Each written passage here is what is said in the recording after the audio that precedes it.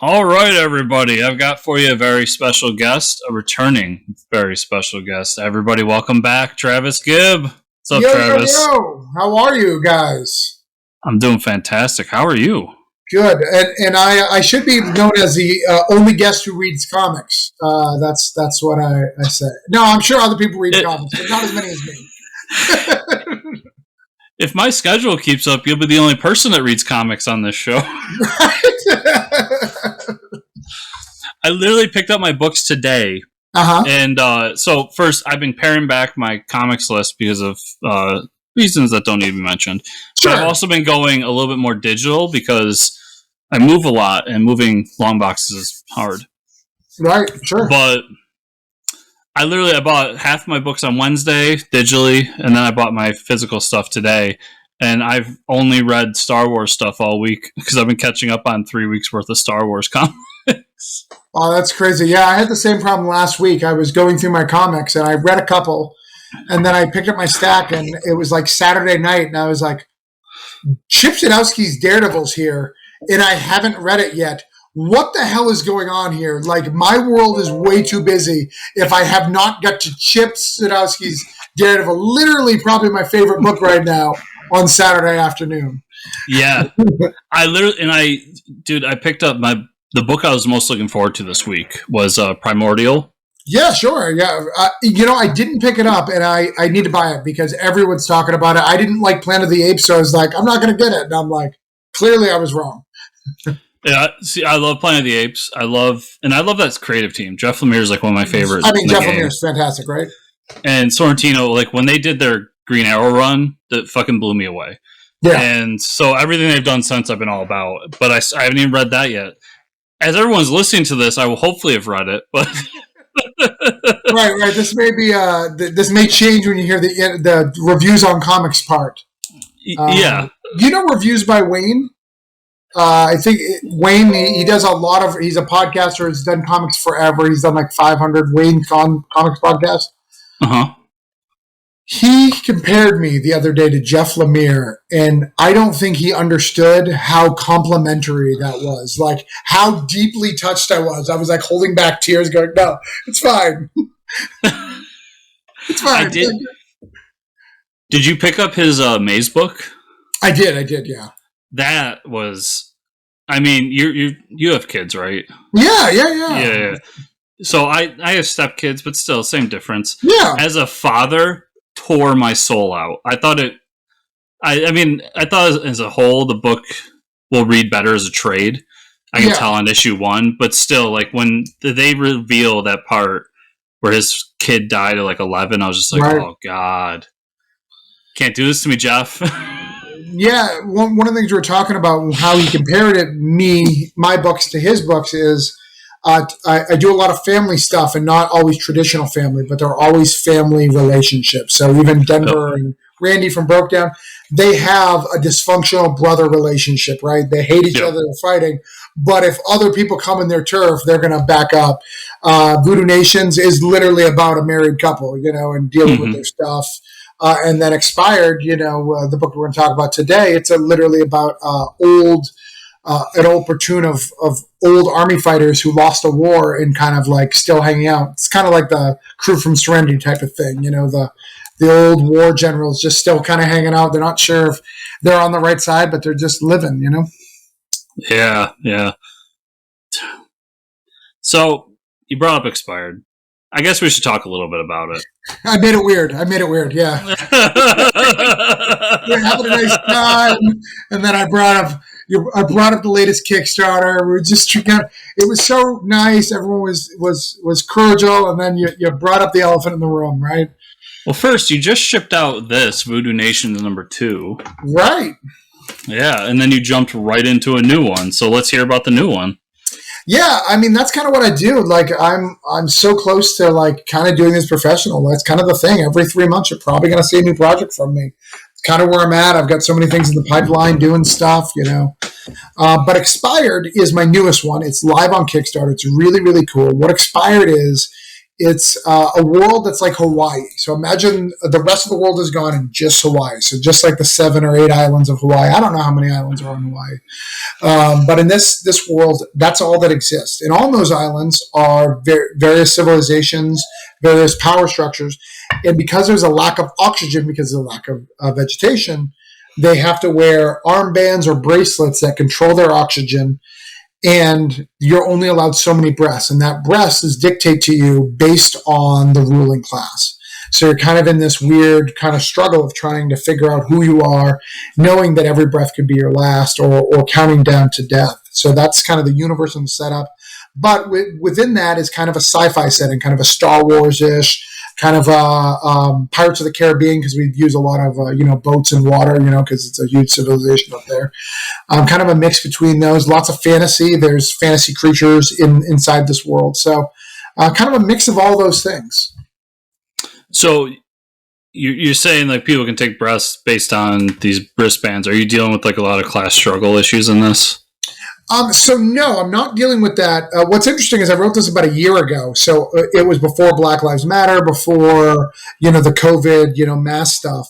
But then I went in and added some of that stuff in there to give it a deeper feel, because now, breath means so much more to me when I wrote that. That was just kind of a cool, thing to make this world unique, because there's only 7 islands, and I thought about it and what it would look like. So I've added a little bit of that stuff, but it's not political at all. I may make some commentary on that, but I'm not going to deep dive into it to make it a political book. That just tends to be the stuff. But the main premise is one of the characters, he was targeted for execution, and he happened to be lucky that he was a dual citizen. So dual citizen gives him basically 2 lives. He's got a little bit of life from here and a little bit from there. So he had a little bit of life left. So he's got 12 days left. And he's trying to, cheat death, basically. And he's trying to go to places where he can extend that oxygen level a little bit. And so you mentioned family and everything, all that. You said this is a group of ex-Marines or basically ex-military. They fought in the war and they lost, yeah. Yeah. So, I mean, you're going to deal with some of that, too, like the brotherhood of people coming together over some sort of combined cause or something, I'm assuming. Yeah. The combined cause is this guy's, last 12 hours. He's got it and trying to live that. They want to extend his life. They want him around as long as possible, and what that looks like in that world and how he's stuff. He's kind of like a grifter character, to use a DC character. He's kind of like Grifter. He's a mercenary. You don't always know his objectives. I consider him a cross between Gambit and Sam Elliott. That's the main character. We're going to get a lot of Cajun talk is what you're telling me. Right. No, Gambit, more of the comment. His name's Kristoff, And then he's got a counterpart, which is named Bradicus, who's kind of like a Killmonger, from Black Panther, kind of a rousty guy, head on his shoulders.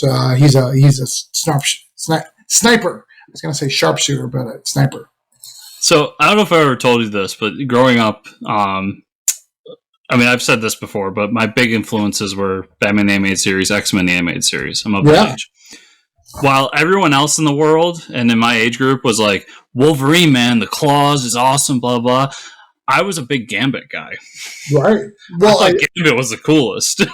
Well, and you know the name of my son, right? No. I have a 2-year-old son named Remy. So there you go. If that doesn't tell you, I'm a Magneto guy. I'm wearing a Magneto shirt. This is radio, so you guys can't see that. But Magneto is my main dude. Because when I watch those X-Men animated series, I got Magneto. That made sense to me. A guy who's just trying to do right, and every time he does it right, everyone around him is telling him it's wrong. But from his point of view, it's right. That was me in high school. I'm just trying to do the right thing here, and it just doesn't align with your rights. Well, it aligns to an old Captain America quote that I always go to, which is what's right isn't always popular, and what's popular is not always right. And I'm sure that's accredited to someone much more important than Captain America, but I'm going to give it to Steve on this one. No, it was definitely Steve Rogers, right? You can't say Captain America and Magneto, because then I just keep thinking about the time that it was Acts of Vengeance, and Magneto buried Red Skull alive. Oh, it was so good. So good. I just want to read it right now. Like, it's so good. So, I mean, the book expired. Who are you working with on this one? Is it people you worked with in the past, or you got a whole new team going forward? So I've brought my colorist over, and I brought my my letterist over. But I'm working. He's a hack. He shouldn't use them anymore. Right, yeah. Yeah, he's just. I mean, seriously, he needs to stop living under my wings. Like expand, like go do something. I mean, seriously, his biggest claim to fame that he's known for is his work at Action Labs, and everyone knows how they feel about Action Labs, so it's not going to work out so well. Anyways, so real quick on that, I don't know how many people that worked for Action Labs. A lot. But when this broke down, I reached out to a bunch, and we have some similar people in common. Right, I reached out to some of them. I couldn't get a single negative word.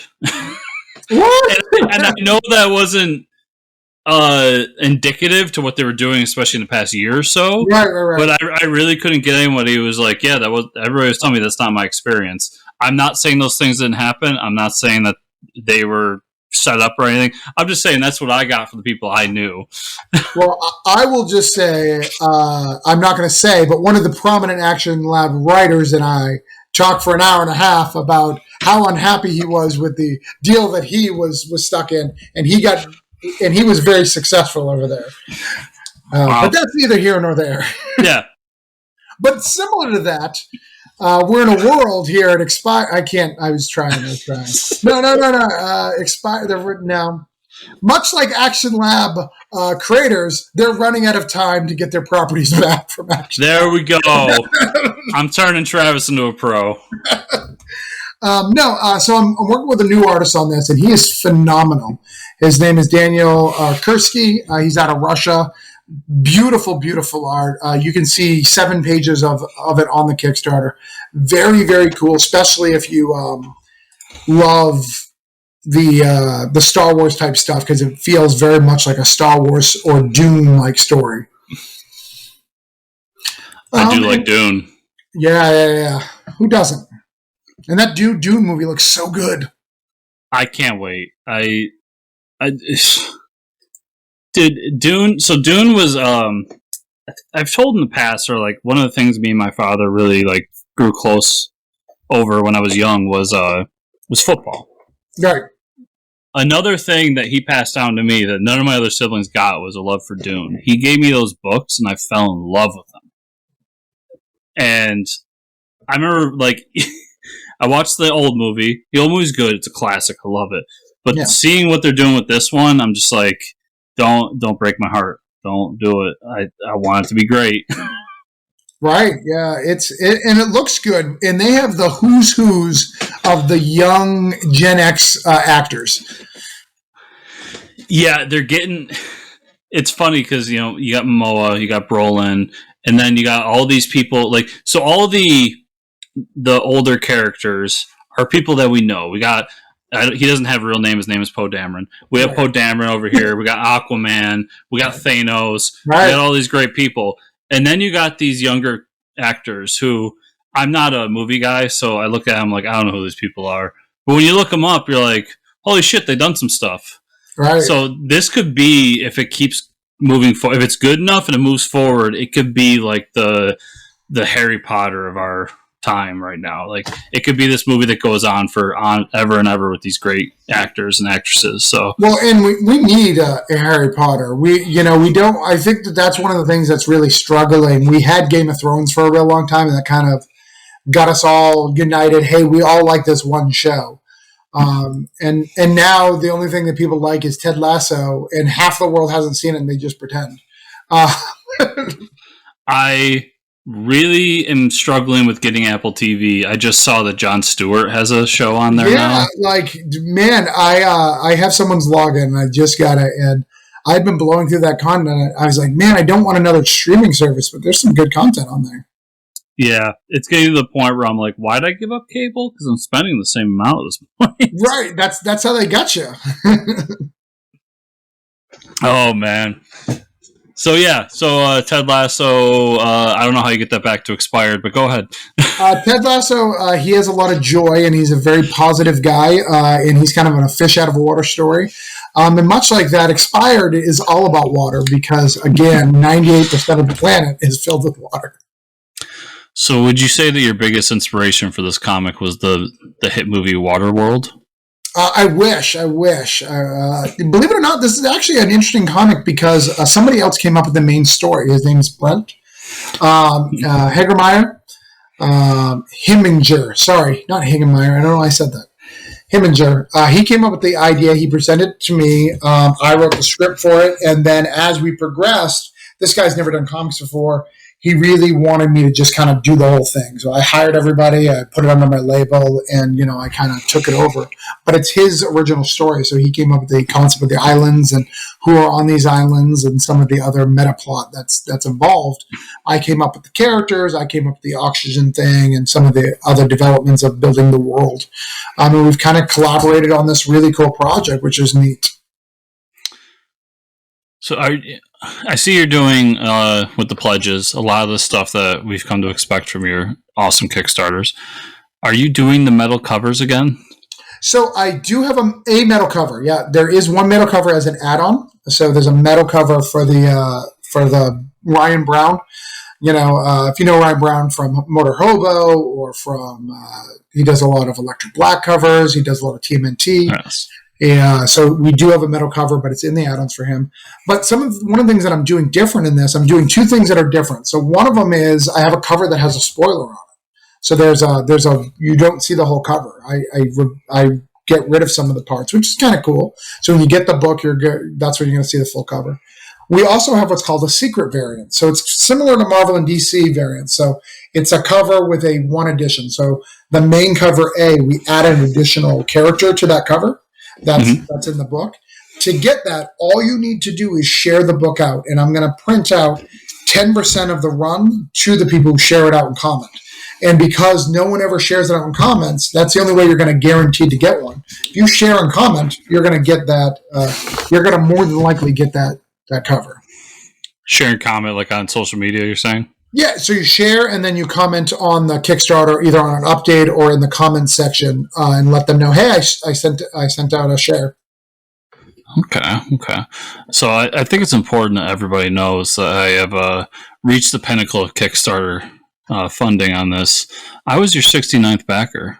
You were my 69th backer, and that was a proud day. And I think wasn't it really close to funding too, like $5 short after you? I think, we were somewhere in that range. I remember you were pushing. Yeah. I think it was funded right after you, but you were like 5 under from it being funded, and then it funded like right after you. But yes, you were 69. Congratulations. Yeah. So everybody, send me my congratulations. Our Patreon is open. I'm, willing to take bribes. So let's see. You're already funded. We did. So let's talk stretch goals. What are you doing? So I've done a couple so far. So we unlocked the sticker. We've already done that. We unlocked the magnet. So one of the things I do is I like to do magnets. So this is the cover magnet of the Ryan Brown cover. And then we just announced the Dusk mini print. So it's a black and white, kind of a Gleason style thing. So it's a white on black.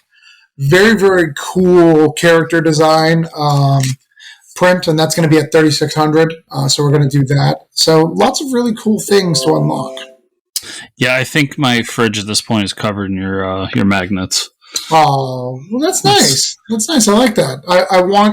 I want your wife to know that I'm in your heart and I'm in your soul and in your living room every day. Well, kitchen. She's aware. She's like number 3 or 4 on the list. It goes Travis, then my cat. Right. And then depending on the day, it's Mike and her. Right. So I got to ask you this. This is even, you screw the interview. I don't even care about that. If we keep doing Voodoo Nations, you're going to do 4 issues, correct? Correct. Am I going to have a full set of coasters? You're going to have a full set. In fact, because I know you're a backer and you're going to back all the way through, you're going to get an extra one as well. I'm going to get, for those who backed from day one, there's going to be an extra one that'll have the logo on it that will kind of tie it all together. It'll just be the logo. be real fancy when people come over to my house. It's like, I got my Voodoo Nations. You better not get that ring on my table over here.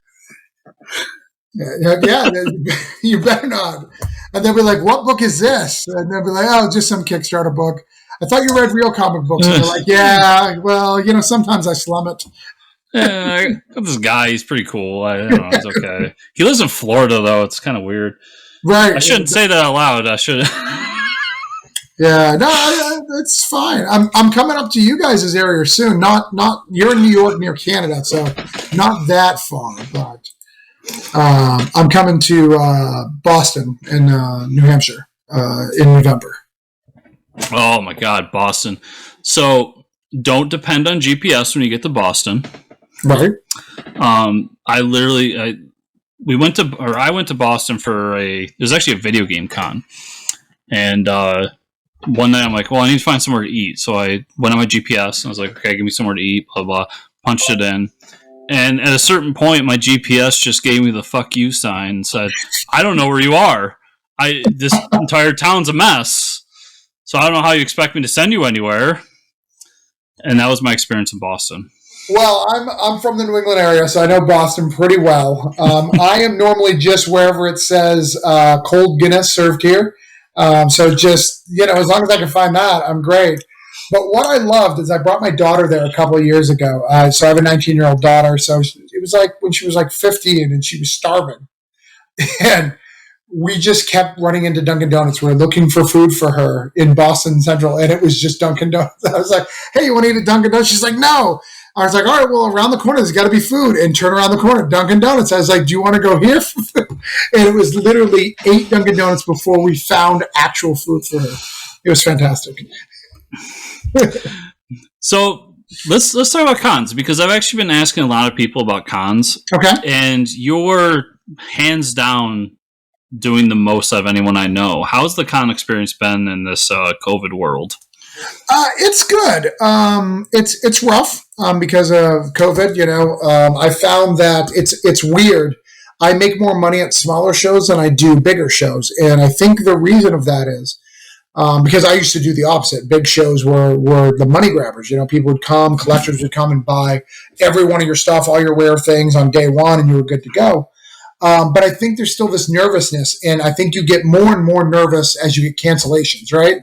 The more cancellations, you're like, am I making a bad call? So even the people who are there are kind of skittish and standoffish, where smaller shows, they're just like, oh, nobody's canceled because it doesn't matter. They didn't go there to see the big celebrity. They were there to buy comics or to buy pops. So I have a better time at those shows. But yeah, it's been good. It's rough. I think I'm doing my last one. I may squeeze one more in the year. I got my last one, I think, this weekend. So Saturday and Sunday, I'm going to a con, Daytona Beach Comic Con. I think that'll be my last one for the year. But even that one, it's kind of weird. They've to make it different, they separated us into 2 buildings. So small expresses in the other one. And that's just to stop, even though they're both big enough to have one thing, mm-hmm. They split it up to just spread out people more, which I thought was really, really good. Yeah, I think it's interesting watching what different cons are doing to try to still exist in this world and get by. And it's good. I've seen, obviously, Mike and I, and I'm sure yourself, are big fans of Greg Capullo. Yeah. And he also lives like fairly close to us. So he was supposed to do a bunch of cons in our area. And he quit on all of them, or I should say he exited all of them because he was, worried about the Delta and all that stuff. Sure. And I completely understand that. Especially, I think Chip's another one who said no more cons. A few other big names, but I have seen for some of the smaller creators, it seems necessary to keep going to have those around. Yeah, it's good. It's still good for the marketing. But I mean, it's dangerous. I mean, you know about the artist for Voodoo Nations, right, Luke? Yep, I've been talking to you on and off about that. Yeah. You want to share that? Yeah. So the artist of Voodoo Nations for 1 and 2 is sick. He's in COVID on a ventilator in a medical induced coma right now. Things are looking better, from what I understand, but I don't even know what that means, right? Like when you're on a ventilator and thing, and it's tough. We actually just had another thing. Do you know Michael Watson? Have you ever talked to him? No. So Michael Watson, he does a book called Hot Shots. Very, very good. He was in the ER for about a week, trying to get out from COVID. So in both cases, they're unvaccinated. They both meant to get vaccinated. Their lives got too busy and they didn't go do it. Yeah, and I had a scare. What was that? Like 2 or 3 weeks ago. But I'm fully vaccinated at this point. Right.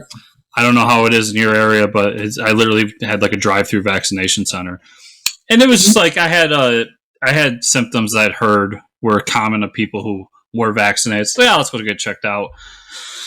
And being negative is fine, but I realized after that day of being isolated by myself for a single day that I would not have lasted if I got laid off. Right. Because I started to go insane after 12 hours. I was just like, okay, I got what am I going to do now? I don't know what to do. Yeah, it's rough. It's rough out there. It's scary out there. I live in Florida, so our governor literally does not care. He's like, die. I don't care. As long as our businesses are open, you can die. It's pretty much his philosophy. So it's scary. Yeah, it's okay. Mine just left after grabbing ass and killing old people. So it's all bad everywhere, everybody. Yeah, he did do a lot of that. He didn't, mistakes were made. It's okay. He was Italian. Right. Okay. Right. They all do that, I guess. I got a big portion of my family's Italian. I mean, my ass gets grabbed all the time. I don't know what everybody's so worried about. Right.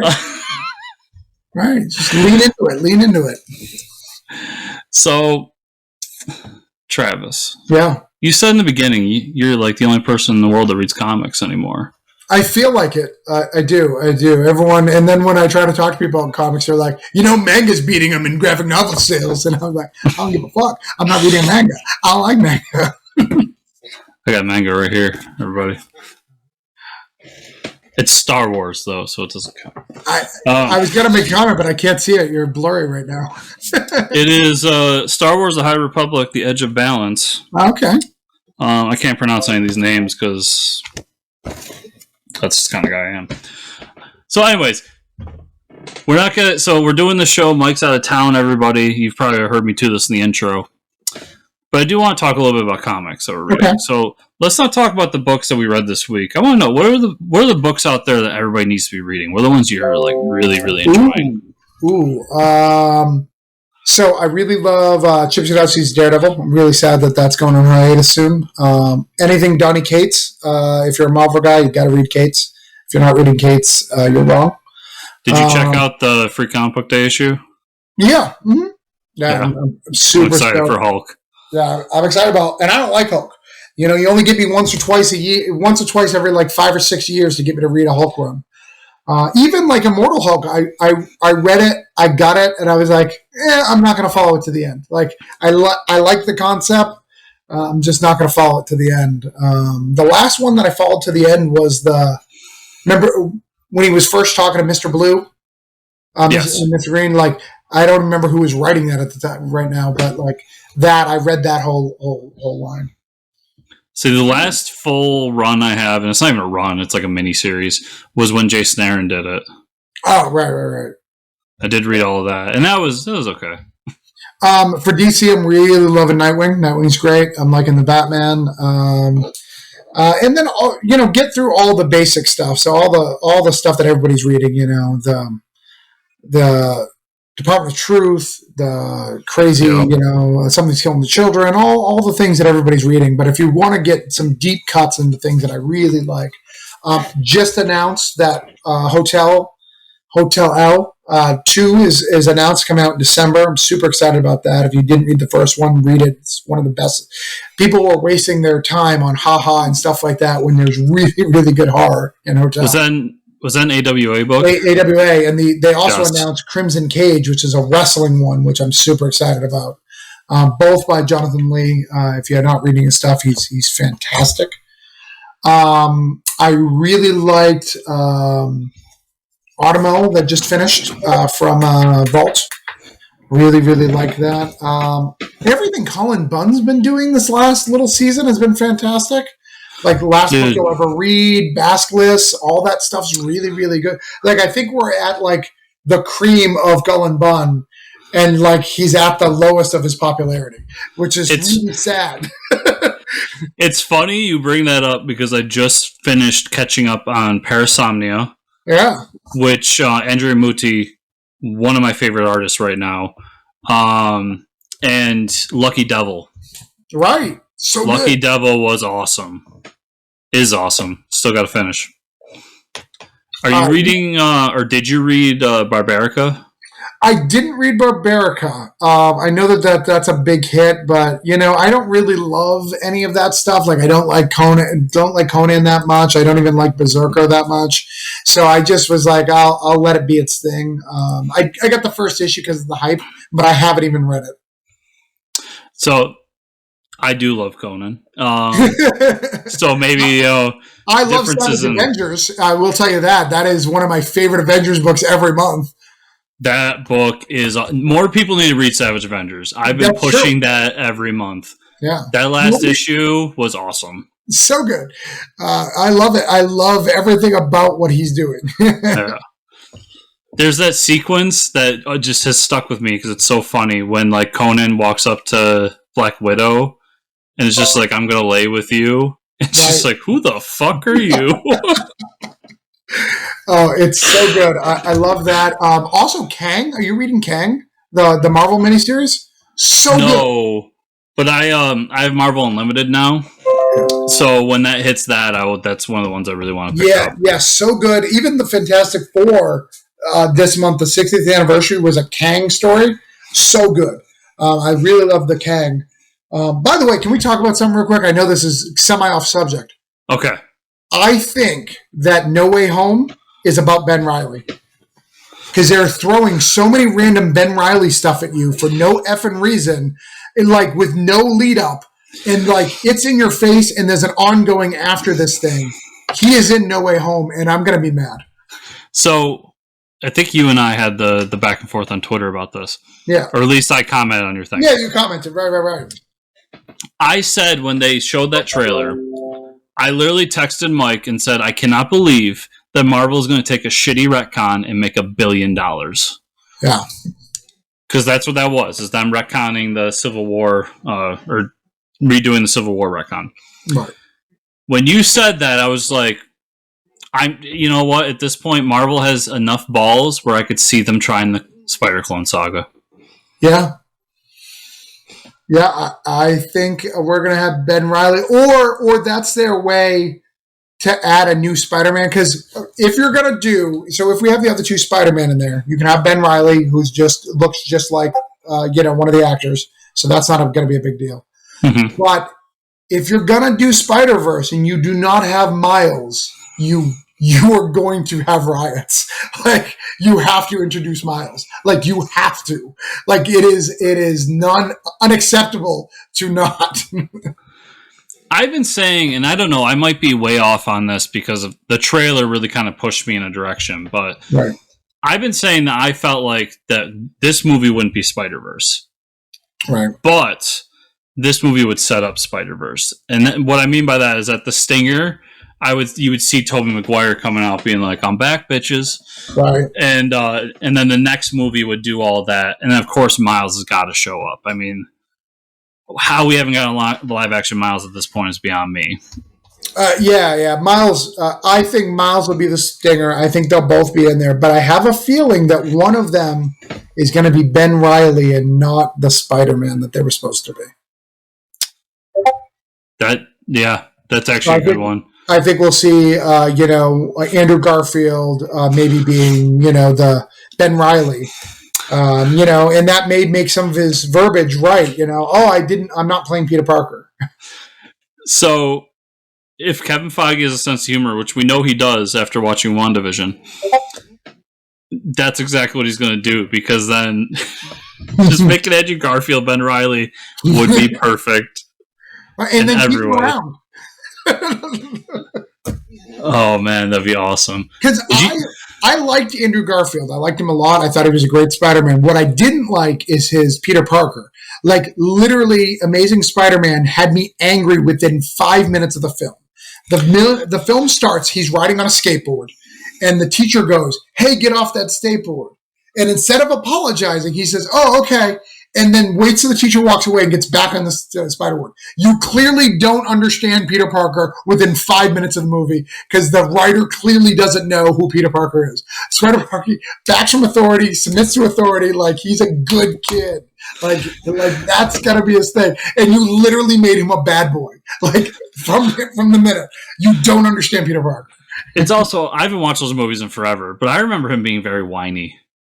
He was a little bit more whiny than other ones, but he was so good. His zingers were so good. I was going to say, the quips when they were fighting were perfect. Yeah. If I could combine that with Tobey Maguire's movies. Right, exactly. Because I thought he got Peter Parker pretty good.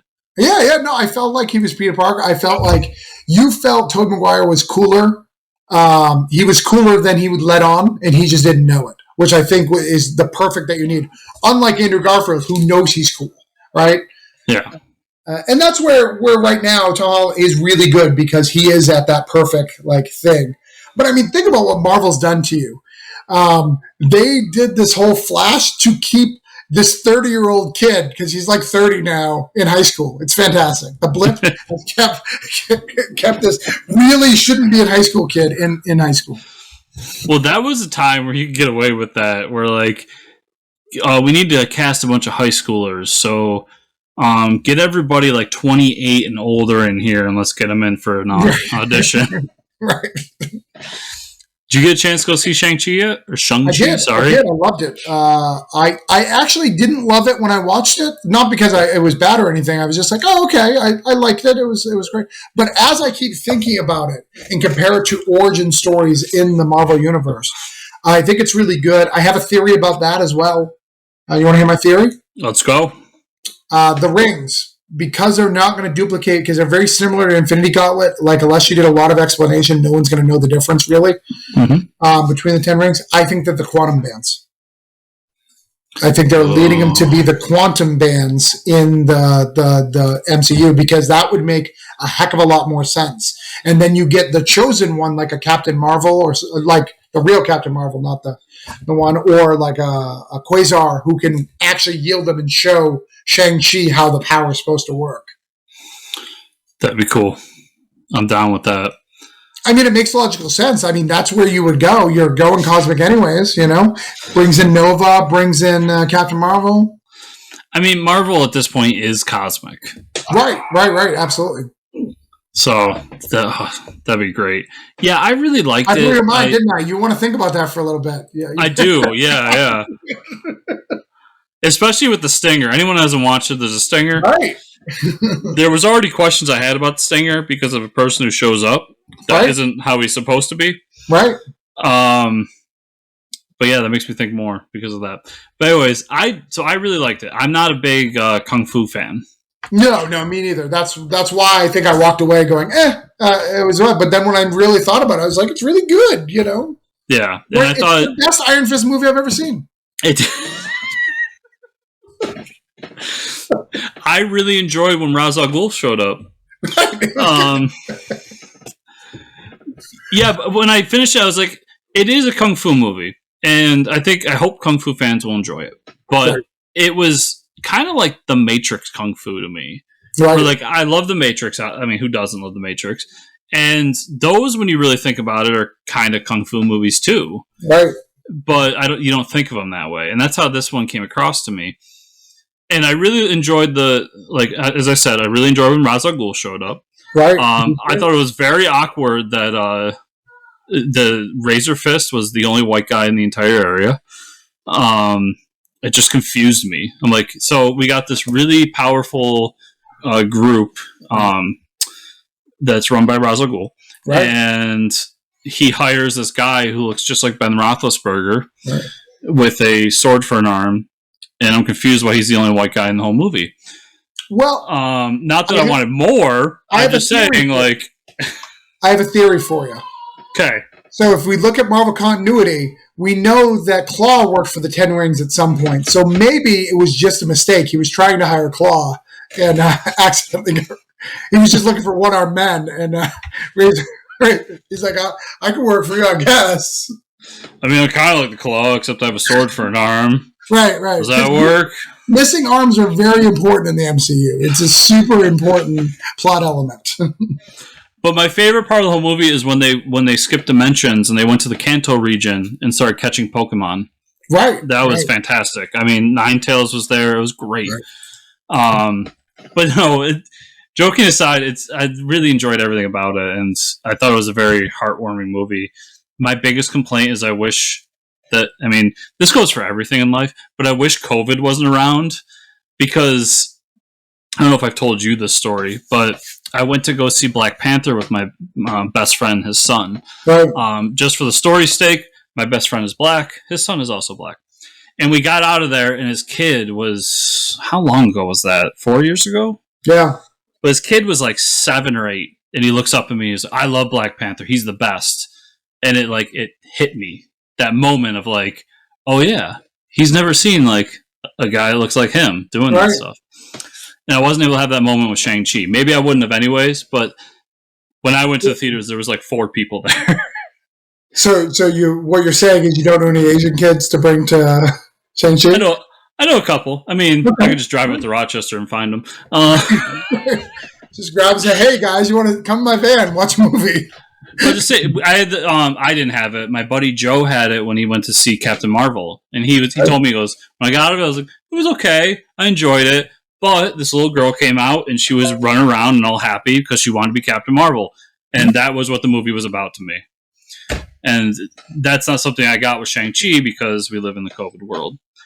Right. But, I would have liked to see that. I mean, I went to a big IMAX first night thing, so we had a decent crowd, but it wasn't full. Which is weird. Versus Black Widow. When I went to Black Widow, it was a full house when I went to Black Widow. But apparently the second week, nobody showed up, is what I understand. Which I'm confused, because I had the same experience. We went to see Black Widow. I have a local theater that's owned locally, and it was pretty packed. And I'm trying to remember the exact, like, how the world was at that moment, because it changes every day. But none of us were wearing masks, really. And we went in, we had a bunch of people, and we had a good time. And then I heard the movie bombed. Right. Like, okay, there was a lot of people in my theater. Fast forward to, 2 weeks ago, Shang-Chi comes out. I go in there, there's 4 people in the theater with me. Right. And it's doing amazing. So I don't know.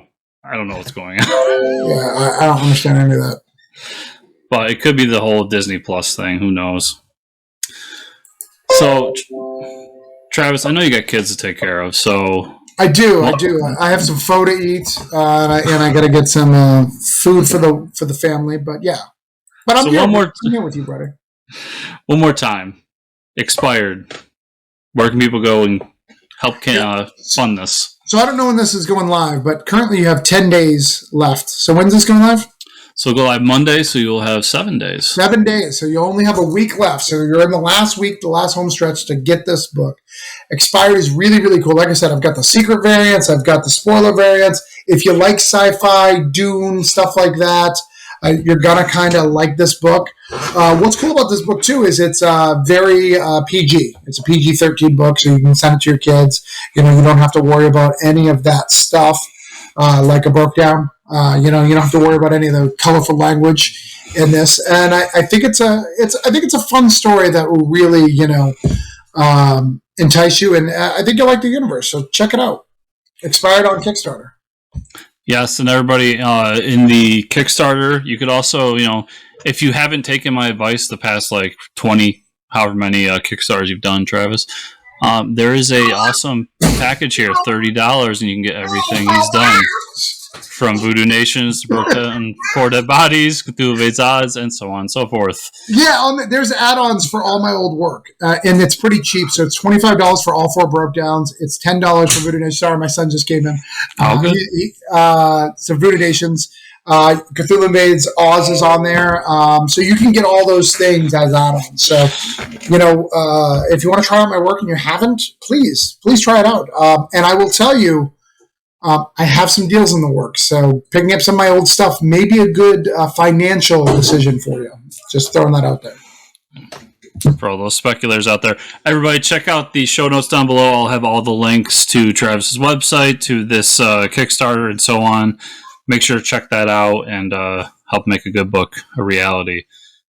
Travis, thanks so much for being on the show once again. Thanks a lot, Chris. I love it. We'll have to talk again soon. All right. Bye-bye.